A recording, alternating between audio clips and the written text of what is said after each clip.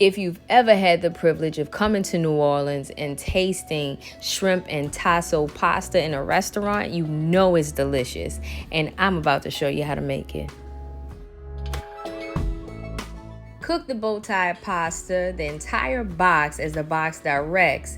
You can use any type of pasta you like. Just cool it down with cold water at the end and set it to the side. I got the smoked tasso. I didn't want the raw because I didn't want to have to deal with that. And this one has a lot of seasoning, as you can see through the back. If you don't want to use this or don't have it, you can also use sausage. So now what I'm doing with this, I'm trimming all of the fat off and slicing it into thin pieces.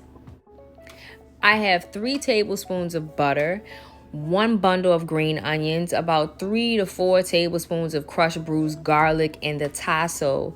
I'm going to saute that up until it gets nice and sticky at the bottom, because that's going to add a good base to bond with the milk to create a good flavor in the sauce. You're going to take 3 cups of milk, whatever milk you prefer, mix it with a tablespoon and a half of cornstarch, whisk it together, and then add it to this pan with the drippings. This is the seasoning I chose to use, the Garlic Parmesan wheat seasoning.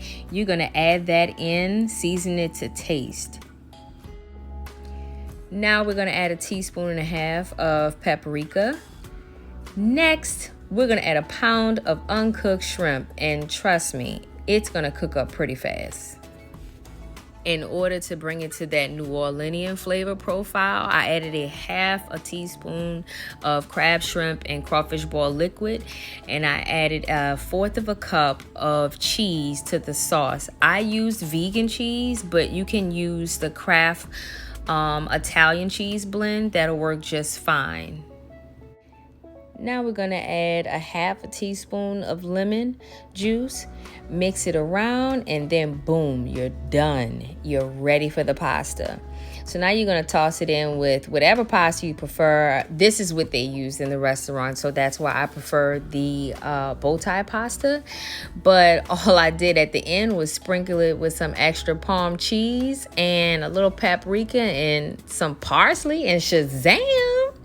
Got your little restaurant feel inside of the house, baby. So as always, thank you for watching. Share some love with someone and tag me if you try it.